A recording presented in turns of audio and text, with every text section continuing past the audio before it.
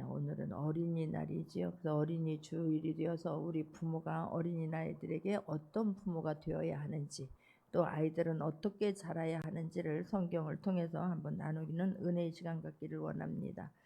지금 이때는 로마 이스라엘 백성들은 로마 제국의 통치를 받고 있는 때입니다. 그러니 경제적으로 정치적으로 얼마나 힘든 상황이었겠습니까? 어려운 시절입니다. 빈곤한 시절입니다.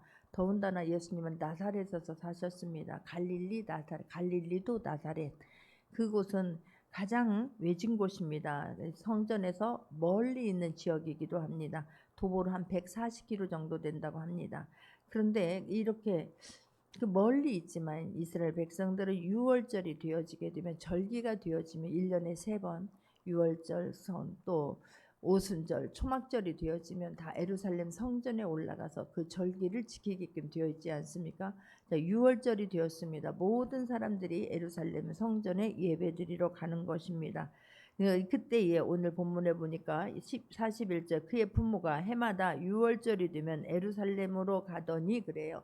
그러니까 부모님은 늘 하나님 중심, 예배 중심으로 살았음을 지금 말씀하고 있습니다. 그래서 해마다 절기가 되면 올라가서 하나님 앞에 예배를 드렸습니다. 그런데 오늘 여기 이 해는 다른 해와 좀 달랐습니다. 42절 보게 되니까 예수께서 12살 되었을 때에 그들이 이 절기의 관례를 따라 올라갔다가 그래요. 자, 예수님이 마리아와 요셉의 첫 번째 아들 아닙니까?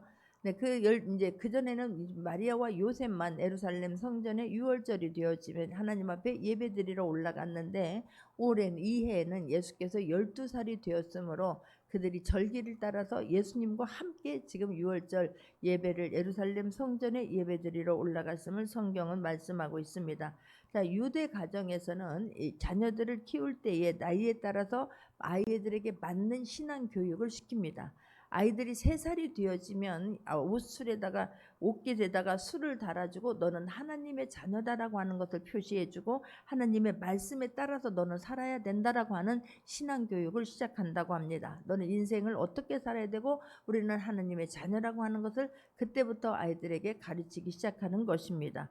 그리고 6살이 되어지게 되면 우리는 들으라, 신명기 6장 4절에서 9절 말씀을 보게 되면, 신명기 6장 4절에서 9절 말씀을 보게 되면 들으라 이스라엘아 들으라 그러지요. 그걸 히브리어로 쉐마 그래요. 그래서 이 쉐마 본문의 말씀을 가지고 아이들에게 가르치기 시작합니다. 이스라엘아 들으라, 우리 하나님 여호와는 오직 유일한 여호와시니, 계속해서 넘겨주세요. 너는 마음을 다하고 뜻을 다하고 힘을 다하여 내 하나님 여호와를 사랑하라. 그때부터 너는 마음을 다하고 뜻을 다하고 여호와 하나님만 사랑하라. 내가 오늘 내가 내게 명하는 이 말씀을 너는 마음에 새기고 내 자녀에게 부지런히 가르치며 집에 앉았을 때든지 길에 갈 때든지 누워있을 때든지 일어날 때든지 이 말씀을 강론할 것이며, 오직 하나님은 여호와는 너는 마음을 다하고 뜻을 다하고 힘을 다하 여호와를 사랑하라. 이 말씀을 아이 어렸을 때부터 부지런히 너는 마음에 새겨주고 자녀에게 가르쳐야 된다라고 하는 것을 성경은 말씀해요. 너는 또 그것을 내 손목에 메어 기울을 삼으며 내 미간에 붙여 표로 삼고 내 집 문설주와 바깥문에 기록할지니라라고 하네요. 내 문설주와 바깥문에 기록하면서 아이들이 내 하나님 여호와를 섬기라, 이것을 마음의 뜻을 다하고 오직 유일한 하나님이시니, 오직 우리 하나님 여호와는 유일한 하나님이시니 너는 마음을 다하고 뜻을 다하고 온 정성을 다하여 여호와 하나님을 사랑하라. 이것을 부모는 자녀들에게 계속해서 가르쳐야 된다. 문설주와 미간에 막 새기면서까지 이 아이들에게 가르쳐야 된다라고 말씀하고, 그래서 이것을 같이 섞여 있는 이 말씀을 쉐마 본문과 시편을 가르쳐 주면서 아이들에게 암송하게 하는 거예요. 이스라엘 백성들은 철저히 어렸을 때부터 하나님의 말씀을 계속해서 반복하고 암송하고 낭독하도록 아이들에게 교육을 시킵니다. 그리고 10살이 되어지게 되면 율법의 해석서인 미슈네라고 하는 구전 토라를, 모세 오경의 토라를 해석서를 또 이렇게 늘 배우게 하는 거예요. 10살이 되어지면. 그리고 13살이 되어지면 성인식을 하게 됩니다. 13살 때 예루살렘 성전에 데리고 가서 율법의 아들, 딸이라고 하는 그런 성전식을 하게 하는 거예요. 그러니까 아이들은 이제 그때부터 13살, 중학교 이제 초등학교 6학년 때가 되면 아이들을 이스라엘 백성들을 성인으로 인정을 하는 것입니다. 그런데 오늘 예수님은 12살에 성전에 올라갔다라고 말해요. 13살 때 성인식을 하게 되는데 12살에 한 해나 1년이나 2년 전에 자녀들을 성전에 데리고 가서 너희들 성인식을 할 때 이 선배들이 어떻게 하는 것을 지켜보면서 배우게 하는 것입니다. 그래서 예수님께서 이제 13살이 되기 전에 12살 때 부모와 함께 어떻게 해서 13살이 되어지게 되면 너는 이제 성인이 되어진다. 독립하게 된다. 그런데 네가 어떻게 성인식을 치러야 되면 어떻게 해야 되는가에 대해서 배우게 하려고 예수님을 지금 데리고 간 것입니다. 우리 한국 사람들은 19을 성인세로 하고 성인으로 인정하고 있지요. 근데 교회에서는 아이들을 15살의 성인으로 인정을 해요. 그래서 우리가 15살의 아이들이 영아 세례를 받았던 아이들도 다시 한번 세례를 주면서 이제 너희들은 스스로가 하나님의 자녀가 된 것을 입으로, 예전에는 부모님의 입을 통해서 했다면 아이들 스스로 나는 하나님의 자녀가 되었음을 인쳐주고 인정하게 하지 않습니까? 그런데 이제 우리는 그렇게 않지만 유대인들은 13살을 성인으로 보는 것입니다. 스스로 하나님의 말씀을 듣고 스스로 내 인생을 결정할 수 있는 그 때가 되었다라고 인정하는 때가 지금 13살이라고 하는 것입니다. 이제는 부모에게서 하나님의 말씀을 들었고 스승에게서 하나님의 말씀을 들었다면 이제는 네가 하나님의 말씀을 직접 듣고 네 인생을 네가 스스로 결정할 수 있도록, 지금 결단할 수 있도록 그렇게 인정되어지는 나이가 13살이라는 거예요. 영적으로 자립이 가능한 나이라고 지금 인정하고 있는 것입니다. 근데 그렇게 지금 이제 6월절이 되어서 12살 이제 성인식 하는 것을 지켜보고 6월절을 일주일간 지키지 않습니까? 무교병을 먹으면서. 자, 그리고 나서 부모님은 오늘 보면 43절을 보게 되니까 그날들을 마치고 돌아갈 때에 아이 예수는 예루살렘에 머무셨더라. 그 부모는 이를 알지 못하고 그러는 거예요. 이제 지금 6월절을 지키고 부모님들은 다시 내 살던 고향 터전으로 돌아갔습니다. 그런데 예수님은 예루살렘 성전에 지금 머물고 있는 거예요. 그런데 이 부모는 알지 못하고, 그러니까 이 성인식을 하면서 예수님은 항상 내 정체성이 누구라고 하는 것을 인정하면서 그를 마음속에 품고 살았던 사람이에요. 아, 그러니까 내가 12살이 되면 13살이 되면 성인식이 된다고 12살 때 그것을 보면서 내가 준비하는 거라고, 아, 나는 이제 나도 이제 집으로 돌아갈 때에 나도 내 집에 있어야 되는구나 라고 예수님은 그렇게 생각한 거예요. 내 고향, 내 집에 아버지와 어머니가 돌아갈 때에, 그렇지, 내가 있어야 할 곳은, 하나님의 아들로서 내가 해야 할 일이 무엇이고 내가 있어야 할 곳은 어느 곳인지를 예수님은 생각한 것입니다. 그래서 그곳에서 머물러 있는데 부모는 알지 못하는 거예요. 여러분, 우리도 그럴 수 있어요. 아이들에게 너는 이렇게 살아야 된다, 하나님의 자녀는 이렇게 해야 된다라고 어려서부터 계속해서 신앙 교육을 시킬 수 있기를 바랍니다. 그런데 그렇게 가르쳐 놓고 그렇게 말해 놓고 부모는 까마득하게 잊어버려요. 왜냐하면 지금 예수님의 부모, 이를 지금 마리아와 요셉도 오늘 와서 성인식 하는 것을 이렇게 되면서 이제는 네가 영적으로 독립해야 된다, 하나님 앞에서 어떻게 살아야 된다라고 가르쳤지만 까마득하게 잊어버리는 거예요. 우리들도 내가 자녀들에게 너 이런 사람 되어야 된다라고 이렇게 말씀을 했으면 내가 말씀한 것을, 하나님 앞에 기도한 것을 기억하고 있어야 될 줄 믿습니다. 내가 기도한 것과 하나님 앞에 말한 것과 전혀 다르게 까마득하게 잊어버리고 살 때가 너무나 많아요.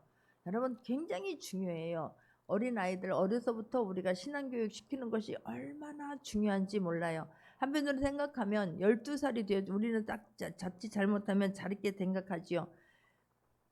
그래, 이제 12살이 되어지면 우리는 그렇게 어떻게 생각하냐면, 그래, 지금 공부할 때야, 지금 공부할 때를 놓치면 안 되라고 생각을 하지만, 또 바꿔서 생각하게 되면 우리가 영적인 교육을 시킬 수 있는 자립하는 나이가 12살 때까지라는 거예요. 12살이 되어지게 되면 스스로 자립하니까 내 부모와 우리 아이들과 함께 있어서 신앙교육을 시킬 수 있는 나이도 12살이라는 거예요. 우리 아이들이 우리 한국 나이로 15살이 되면 성인으로 인정해서 스스로 세례를 받게 하지요. 그렇다면 나와 함께 내가 이 아이들과 내가 항상 앉아서 하나님을 이야기하고 예배에 대해서 이야기하고 말씀에 대해서 이야기하고 같이 기도하자라고 할 수 있는, 그리고 이제 너희들 스스로 독립해서 하나님을 인격적으로 만나야 돼, 1대1로 네가 신앙생활 잘해야 돼 라고 할 수 있는 그런 시간이 15살 때까지라고 하는 것을 놓치지 않기를 바랍니다. 그렇게 되면 그 시간에 우리는 그 시간이 공부할 때요, 그 시간이 네가 뭐 지금 뭐 할 때냐, 네가 예배 드려야 할 때냐, 아니야 너 하나님의 말씀대로 살아야 돼, 너를 도울 수 있는 분은 하나님밖에 없어 라고 이야기해 놓고 막상 시험 때가 되어지면 뭐라고 말해요? 네가 그것도 틀린 말은 아니에요. 지금 공부하지 아니하면, 지금 이렇게 하지 아니하면 안 된다, 당연한 말입니다. 나 우선순위가 뒤바뀌지 않는 우리가 되기를 주님의 이름으로 축원합니다. 부모가 기도하는 거하고 행동하는 거하고 말하는 거하고 너무나 다르니까 아이들이 헷갈리는 거예요. 여러분, 우리는 진짜 내가 이 아이들을 키울 수 없다라고 하는 것을 인정할 수 있기를 바라고, 내가 주인이 아니라 하나님께서 나에게 잠시 잠깐 맡긴 거라고 하는 것을 인정할 수 있는 모두가 되기를 주님의 이름으로 축원합니다. 할렐루야. 잊어버린 거예요. 성인식을 하면 영적으로 네가 독립하는 나이다라고 하는 것을 부모는 까마득하게 잊어버렸고, 예수님의 생각과 마리아와 요셉의 생각이 지금 너무나 다릅니다. 이들은 당연히, 그러니까 지금 그 뒤에 보면 그날을 마치고 돌아갈 때 아이는 예루살렘 성전에 머물렀고 동행하는 중에 있는 줄로 생각하고 하룻길을 간 후에 라고 44절을 보게 되면 동행 중에 있는 줄로 생각하고 하룻길을 간 후 친족과 아는 자 중에서 잣되라고 말해요. 그러니까 예수님은 굉장히 순종하는 아들이었음을 알 수 있어요. 당연히 우리가 가는 곳이면 예수님은 항상 올라가라 그러면 올라갔고, 있어라 하면 있었고, 가자 하면 갔던 사람이었음을 말해요. 그래서 당연히 간 줄 알았는 거예요. 예수님이 예전에도 항상 그냥 우리 부모가 움직이는 대로 우리가 하라는 대로 했기 때문에 이번에도 당연히 그냥 부모와 함께 길을 나섰거려니라고 생각을 하고 예수님을 챙기지 않았던 모양입니다. 그러니까 예수님의 동생들도 있었잖아요. 근데 동생들은 챙겼고, 이스라엘 백성들은 6월절이 되면 모든 백성들이 다 움직이기 때문에 엄청난 사람들이 숫자가 있었을 것입니다. 그러니까 그냥 당연히 예수님은 항상 엄마 아빠가 그냥 같이 하는 아이니까 라고 생각을 하고 챙기지 못했나 봅니다. 그리고 가서 하룻길을 갔다가 친족과 아는 자 중에서 있었겠지, 누군가하고 얘기하고 가겠지 라고 찾았는데 예수님이 지금 없는 것입니다. 이게 지금 얼마나 엄마는 부모의 입장 봐요. 엄마, 내 아이를 실종했다고 생각하고 얼마나 당황스럽고 얼마나 무서운 이야기입니까? 그런데 예수님은 가다가 게 하룻길이라고 생각하면 한 20-30km를 걷다가 예수님이 없는 것을 그때서 지금 발견한 것입니다. 가족이 집으로 돌아가야 된다라고 생각했을 때에, 그럴 때 예수님도 나도 이제는 내 집으로, 내 부모, 내가 영적으로 누군가라고 하는 정체성을 예수님은 알고 있었기 때문에, 그러나 지금까지는 육신을 나를 낳아준 부모님과 늘 순종하는 아들로 살았는데 이제는 내가 여기, 내 집은 여기고 내가 여기서 살아야 된다라고 하는 것을 깨닫고 예수님은 머물러 있었고, 부모는 말은 너는 그런 사람이야 라고 이야기는 했지만 이제 이 12살이 되어지게 되면 너는 이제 그때 잘 배워, 13살이 되어지면 너는 독립해야 돼 라고 했지만, 그러나 여전히 나는 아직도 육적으로 생각하고 있는 거예요. 그러니까 예배 드릴 때 마음과 아이들에게 하나님 앞에서 어떻게 살아야 된다라고 말하는 것과 실제적인 현실에서는 다르다라고 하는 것을 우리가 깨닫기를 바랍니다. 너는 이렇게 해야 돼, 하나님만이 너를 도와줄 수 있어, 너는 하나님 앞에 기도하면서 살아야 돼, 예배 중심으로 살아야 돼 라고 하지만 막상 나에게 어떤 시험대가 딱 되어지면 그냥 교회부터 멈추는 사람들이 의외로 많아요.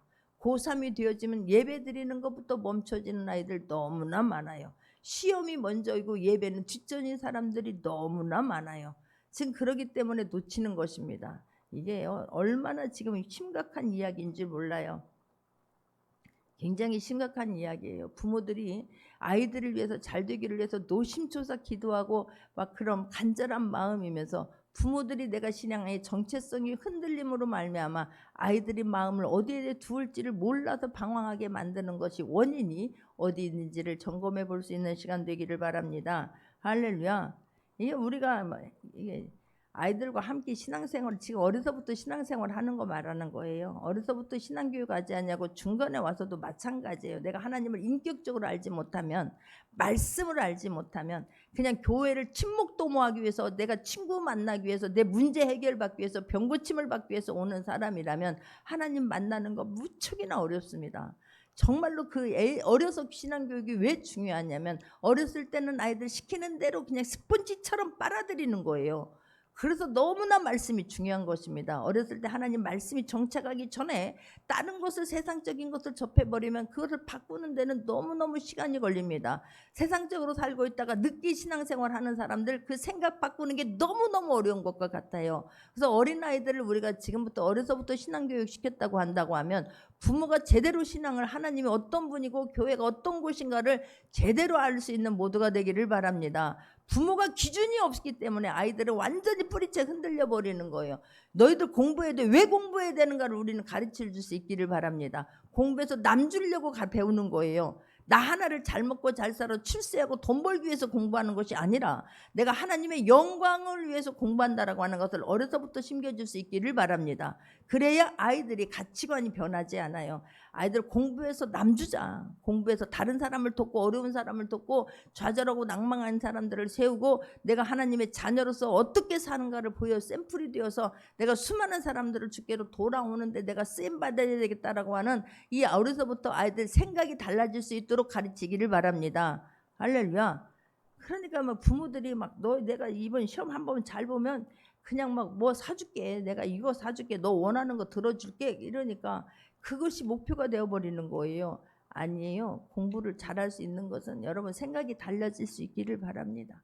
내가 예전에 아이를 키우면서 지금도 그 생각하면 늘 기도하는 게 그거예요. 그때 그 첫사랑, 그 첫 마음이 변하지 않기를 위해서 기도하는 것입니다. 여러분 아이들이 주님을 만나니까 부모보다 훨씬 신앙이 좋아져요. 아이들은. 왜냐하면 부모는 이렇게 막 생각이 되게 복잡하고 많지만 아이들은 단순해요. 그래서 이 아이들이 하나님의 말씀 제대로 배우면 하나님 말씀대로 행하려고 해요. 할렐루야. 어느 날 막 아이가 막 울고 있는 거예요. 내가 그때도 지금도 막 감동이 되어지는데 아이가 내가 전도하고 막 왔는데 막 울고 있는 거예요. 그래서 막 떨려갖고 문을 못 열겠더라고. 이 아이가 왜 울고 있는지, 학교에서 무슨 일이 있었는지 물어볼 수가 없어요. 그런데 세상에 문을 조금 열린 곳으로 그걸 들어보고 보니까 하나님 나 공부 좀 잘하게 해주세요. 나 영어 좀 잘하게 해주세요. 막 우는 거예요. 그래야 내가 원하는 학교를 들어갈 수 있는데 그 점수가 나와야 들어갈 수 있는데 내가 하나님 내가 거기에 들어가서 우리 엄마 전도하는데 힘이 되게 해달라는 거예요. 할렐루야. 우리 엄마 전도하려고 저렇게 애쓰고 돌아다니는데 내가 이것을 이 학교로 들어가므로 우리 엄마 전도하는데 내가 힘이 되게 해달라고 오는데 내 가슴에서 눈물이 막 흐르는 거예요. 근데 그 기도를 하나님 들으셨겠습니까? 안 들었겠습니까? 하나님은 들으시더라고. 할렐루야. 내가 이 기도를 하더라도 내가 공부하는 목적이 어려서부터 왜 공부를 해야 되는가에 대해서 제대로 가르칠 수 있는 모두가 되기를 주님의 이름으로 축원합니다. 이 아이들이 한번 내가 주님 품에 떠나게 되면 다시 돌아오지 않는 경우가 너무나 많아요. 우리는 어렸을 때 신앙교육을 잘 시킴으로 말미암아서 너를 이끌 수 있는 분은 하나님밖에 없다라고 가르칠 수 있기를 바랍니다. 내가 너를 도울 수 있는 것은 한계가 있고 항상 도울 수 있는 것은 아니다. 그러나 너와 항상 도울 수 있는 분, 너와 항상 함께하는 분은, 영원히 너를 도와줄 수 있는 분은 하나님밖에 없다라고 하는 것을 가르칠 수 있기를 바랍니다.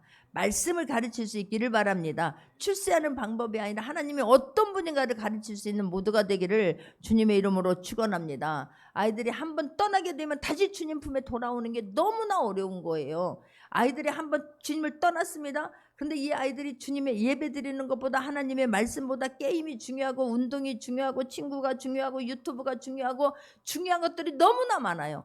그러면서 세상 똑똑한 사람들이 듣고 비판하는 소리 배우는 건 또 너무나 쉽게 배웁니다.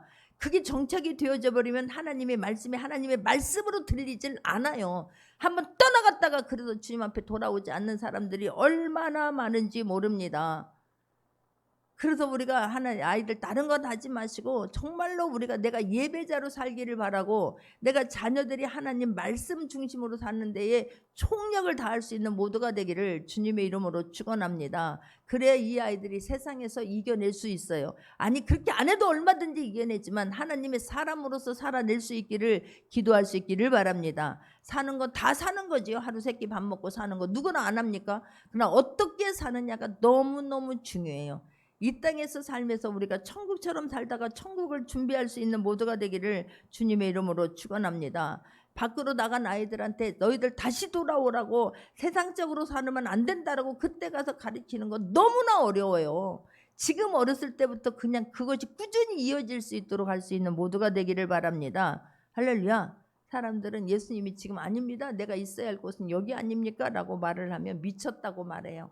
아니 교회는 그냥 잠깐 갔다 오는 곳이지 거기는 머물러 있는 곳이 아니라라고 사람들은 가르쳐요. 나는 예전에 보게 되면 교회에서 그렇게 그 어린 그 아이가 그냥 나보다 자기보다 더 큰 가방을 메고 그냥 철야 때가 되면 그 아이가 멀리서 30분을 학교에서 끝나서 걸어와서 또다시 학교에서 다 거기서 가려면 한 40분 50분을 걸어가야지만이 가요. 그런데 형편이 안 되니까 그냥 걸어 다녀요. 그냥 그 집 식구들은 다 걸어 다녀요. 엄마가 몸이 너무나 약해가지고 아빠는 집을 떠나버리고 엄마는 몸이 너무너무 약해가지고 어떤 일을 할 수가 없어요. 힘든 일을 할 수가 없어요. 근데 그러니까 그런데도 형편을 원망하거나 불평하지 않아요. 이 아이가 교회에 오면 모두가 다 알아요. 목소리가 막 하이톤으로 얼마나 방언으로 막 힘있게 기도하는지 모릅니다. 여러분 돈 있다고 돈 없다고 돈 있다고 공부하는 것이고 돈 없다고 공부하는 거 아니더라고요. 그 아이는 하나님 앞에 와서 그냥 예배 시간만 뒤면 달려나와서 하나님 앞에 기도합니다. 그랬을 때 하나님께서 감동을 주시니까 선생님들이 교사가 쓰는 교재들을 이 아이한테 다 주는 거예요. 학원 하나도 다니질 않았어요. 그런데도 불구하고 이 아이는 하나님께서 하시니까 특목고를 가게 되고 그 아이가 나는 교사가 되겠다는 거예요. 선생님들의 도움으로 내가 이렇게 공부할 수 있었다고 그 아이가 지금 교사가 되어서 나는 그걸 보면서 하나님은 진짜로 살아계시는구나. 할렐루야. 그 어린아이가 하나님 앞에 나와서 그렇게 간절히 기도하고 그냥 예배 시간만 되면 막 그냥 와가지고 하나님 앞에 기도할 때 우리들의 마음이 막 절절히 끓었거든요. 그러니 어찌 하나님께서 돕지 않겠습니까? 우리가 하나님은 말대로 말로만이 아니라 살아계신 하나님이세요. 할렐루야. 하나님은 지금도 전능하신 하나님이세요. 그래서 우리가 늘 하나님을 우리들 부모가 너무너무 중요해요. 지금 마리아와 요셉처럼 아니야 너는 지금 이렇게 되면 하나님의 자녀로서 살아야 돼 라고 해놓고 까마득하게 잊어버려요. 가르친 거하고 부모가 행동과 부모의 말이 너무나 다르니까 아이들이 헷갈리는 거예요. 말은 이렇게 하라라고 하면서 아니 때가 되면은 제가 예전에 그랬어요. 제가 너무나 부끄러웠어요. 아이가 학교에서 대회를 나갑니다. 내일 학교 대표로 수학 경시대회를 나간대요. 토요일날 시험을 본대요. 근데 토요일날 금요일날 철회를 가는데 아이가 뒤따라 나오는 거예요. 아니 너는 내일 시험 본다면서 지금 네가 왜 따라 나와? 그랬더니 아이가 내일 시험 보니까 교회 가서 기도해야 되지요? 이렇게 말하더라고. 근데 나는 이것 봐라. 말이 맞구나 라고 속으로 한편 생각하면서 집에 가서 공부하라고. 너 오늘 와서 공부 안 해갖고 내일 너 잘못 보기만 하면 너는 가만히 이렇게 말했어요. 얼마나 창피한지. 아이가 그래도 뒤를 졸졸 따라오다가 그런데 내가 몇 번 눈을 흘기니까 다시 집으로 가는 거예요. 그 다음날 시험 어떻게 받겠습니까? 떨어졌지. 당연히 안 나오지. 그때 내가 너무나 큰 것을 배운 거예요. 나는 아이만 또 못했구나. 이 아이는 기도해야 하나님 도와준다고 믿는 것이고 나는 네가 내일 학교 대표로 나가는데 공부해야 네가 시험을 잘 본다라고 생각했던 내가 얼마나 부끄러웠는지 모릅니다. 여러분 아이들이 교회에 가서 나는 기도할 거예요. 예배 드릴 거예요. 그러면 할렐루야 할 수 있기를 바랍니다. 그렇게 하지 않아서 한인 거예요. 근데 부모들이 지금 네가 공부할 때야? 네가 지금 예배 드릴 때야? 네가 지금 기도할 때야? 지금 네가 공부할 때지. 공부할 때 맞습니다. 그러나 하나님께서 도와주시면 훨씬 쉽다라고 하는 것을 깨닫기를 바랍니다. 할렐루야. 하나님이 함께 하시면 말할 수 없는 있을 수 없는 현상들이 막 일어나요. 하나님을 의지하고 하나님을 찾는 만큼 역사해 줄 거라고 하는 것을 잊지 않는 모두가 되기를 주님의 이름으로 축원합니다. 부모가 더 못 믿어. 말로 하고 행동하고 너무 달라. 경쟁에서 막 질까봐 전전긍긍합니다. 막 불안해합니다. 부모가 두려워합니다. 부모가 막 염려합니다. 그러니까 아이들이 헷갈리는 거예요. 아니 교회에서 하나님 이렇게 하라고 했는데 부모는 염려하고 걱정하고 두려워하고 있으니 그럼 어떻게 하라는 거야? 막 이러는 거예요. 그러니까 아이들이 교회 가려도 눈치 보고 공부하려도 눈치 보고 이렇게 하면 아니 돼요. 아이들이 하여튼 나는 너를 도울 수는 없지만 그 시간도 하나님께서 평강을 주시고 함께해 주시면 된다라고 하는 것을 가르쳤으면 부모가 하나님 그 시간에 아이가 공부할 때에 기도할 수 있기를 바랍니다. 할렐루야. 근데 너무 부모가 행동하고 말하고 다르기 때문에 아이들은 어디가 기준이 되는지를 모르는 거예요.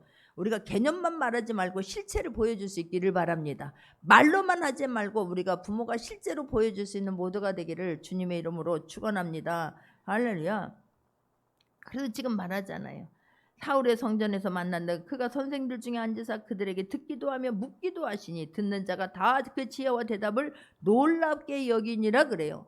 예수님은 내가 누구라고 하는 정체성을 늘 품고 살았던 거예요. 할렐루야. 우리가 하나님의 자녀라고 하는 정체성을 늘 우리가 먼저 똑바로 정신 차리고 늘 붙잡고 살 수 있기를 바랍니다.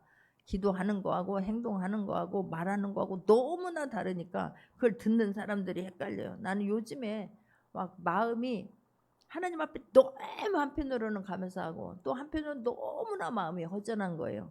말씀이 실제가 되는데 그걸 하나님이 하셨다고 인정하지 않는 것을 보면서 마음이 한편 너무 허전한 거예요.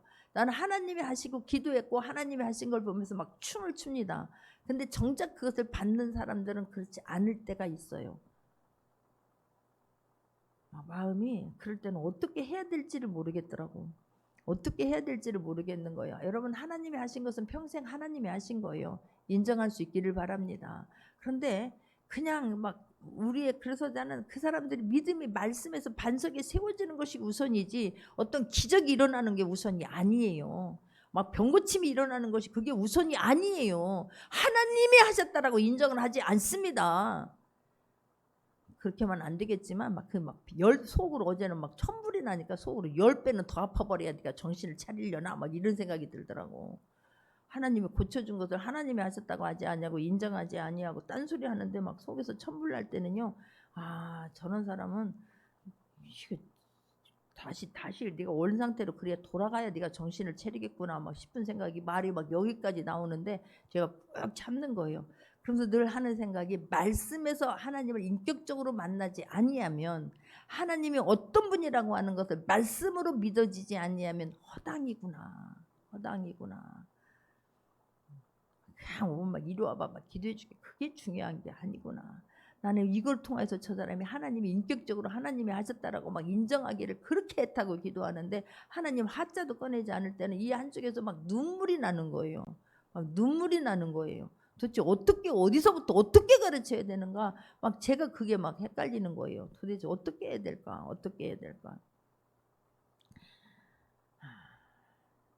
정말 교회가 어떤 곳인가를요, 하나님이 어떤 분인가를 제대로 알 수 있는 모두가 되기를 주님의 이름으로 축원합니다. 아이들에게 정말 우리가 제대로 내가 알아서 제대로 가르칠 수 있는 부모가 되기를 주님의 이름으로 축원합니다. 49절에 보게 되면 48절 그의 부모가 보고 놀라며 그의 어머니는 이르되 아이야 어찌하여 우리에게 이렇게 행하느냐 보라 내 아버지와 내가 근심하여 너를 찾았노라 그러는 거예요. 이해 가시죠? 자녀가 하룻길을 갔는데 자녀가 안 보여. 어디서부터 놓쳤는지도 몰라. 어디서부터 지금 이 아이와 함께 출발 안 했는지도 까마득하게 잊어버리고 있어요. 잊어버려본 사람만 알아요. 난 아이를 2번이나 잊어버려가지고 그 다리가 후들거리고 뒤에 막 기운이 빠지고 아무 생각이 안 나. 머리는 막 백지고 다리에 기운은 풀려버리고 다 내 아이 같고 막 정신이 하나도 없어요. 얼마나 그랬을까. 더군다나 그 많은 인파 중에서 그 아들을 잃어버렸으니 얼마나 마음이 아팠겠느냐고요. 더군다나 이 아들은 늘 순종적이었는데 그랬으니까 당연히 따라올 거라고 부모는 생각했는 거 아니겠습니까? 근데 이 아이가 보이지 않았을 때 별 생각이 다 들었을 것입니다. 그래서 놀래가지고 어찌하여 막 근심하였는데 너희가 얼마나 애탔는 줄 아느냐라고 하는데 49절 보면 예수께서 이르시되 어찌하여 나를 찾으셨나이까 내 아버지 집에 있어야 될 줄을 알지 못하셨나이까 그런 거. 어찌하여 나를 찾으셨나이까 내 아버지 집에 그러는 거예요.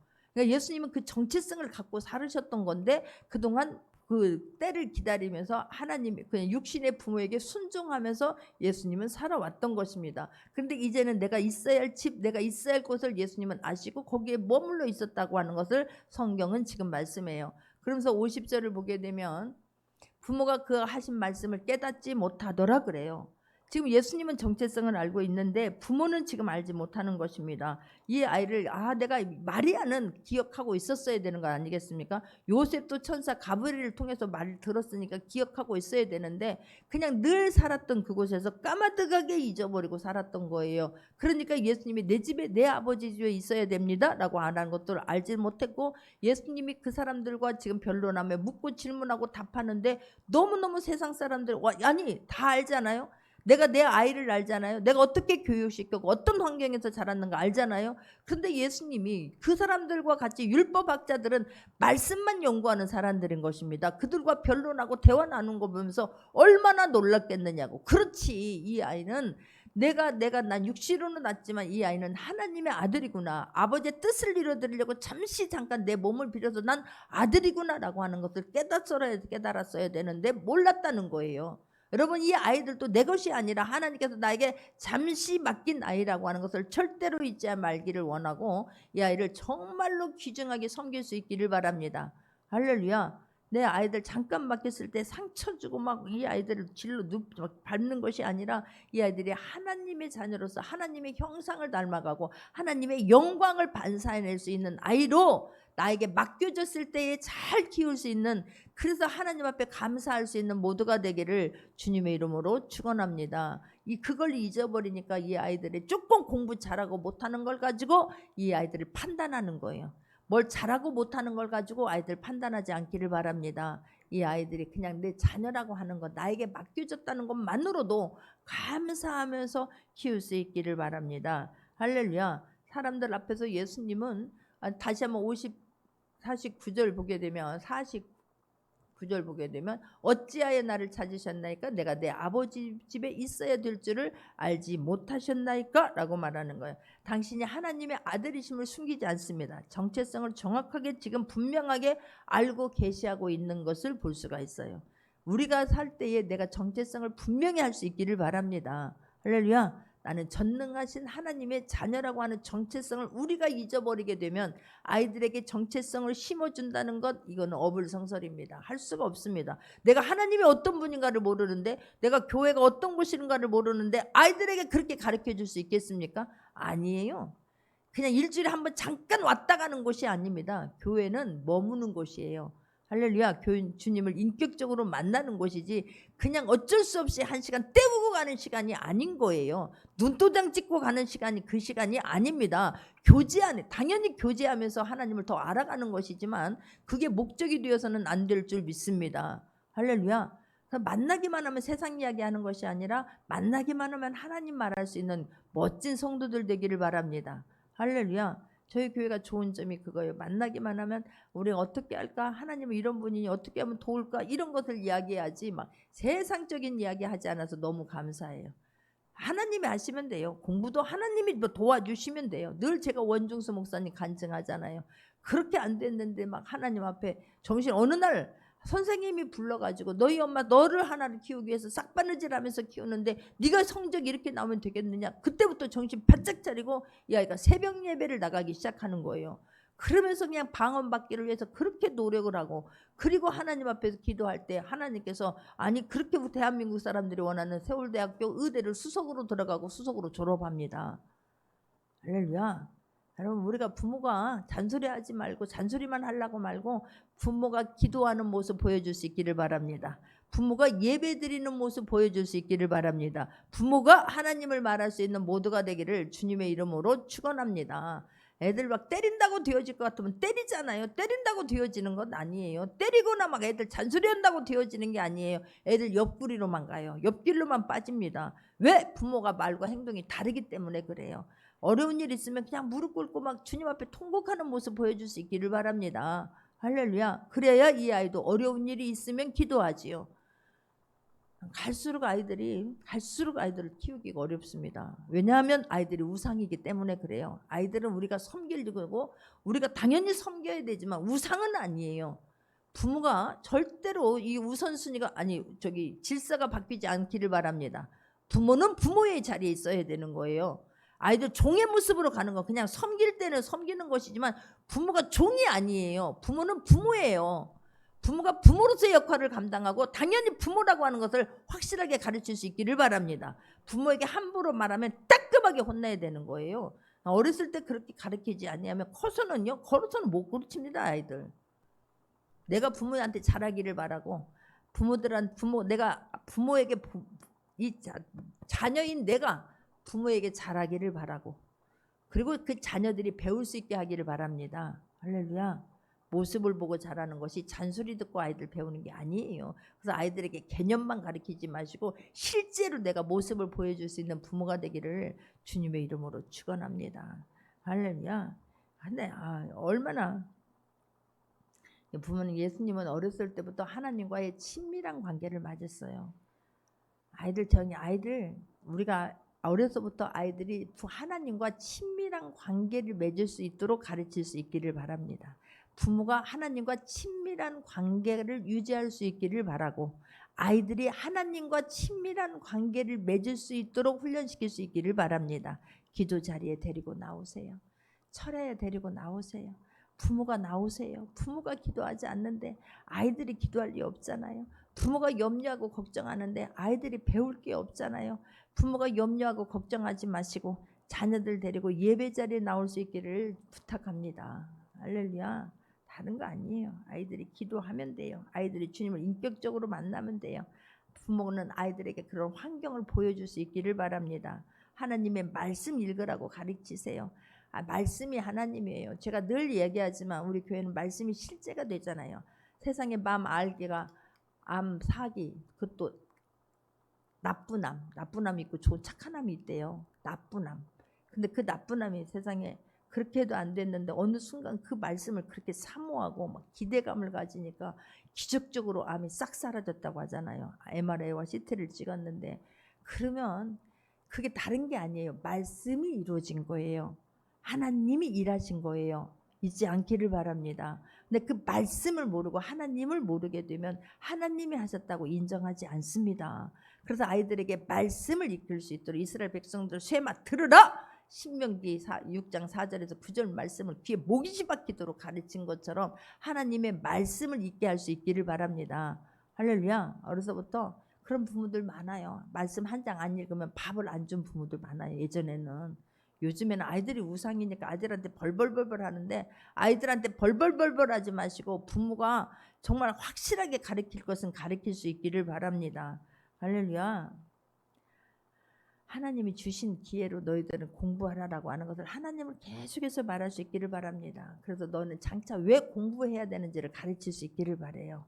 공부해서 출세하고 공부해서 돈 많이 버는 거 그게 문제가 아니라 너로 인해서 수많은 사람들이 세워지고 일어나고 주께로 돌아오기 위해서 네가 잘 돼야 된다라고 가르칠 수 있기를 바랍니다. 할렐루야.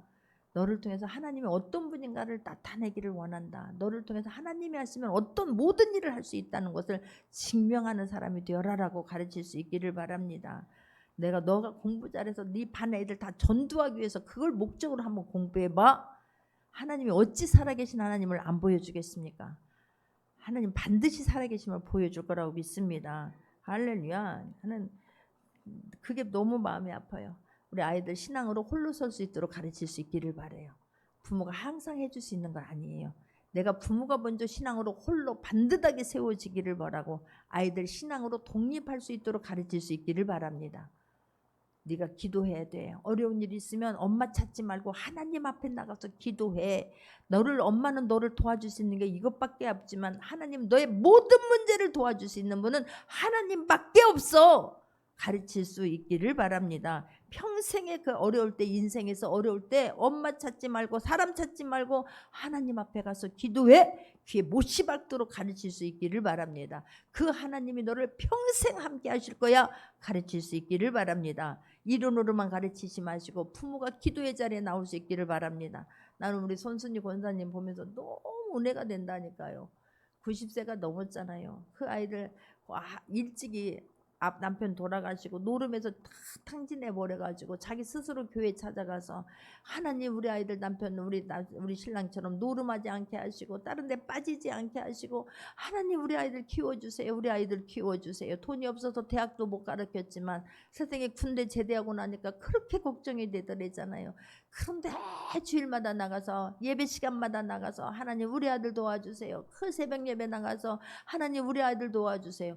어느 날 장로님이 오더니 그 아들 대우 취직시켜주고 또 둘째 아들 제대하고 나오는데 어떻게 해요 하나님 어떻게 해요. 그랬더니 또 누가 찾아와가지고 우리 아들 그냥 내가 LG 취직시켜줄게. 그 지금까지도 다니고 큰 아들 작년에 퇴직하고 또 다른 회사 다니고.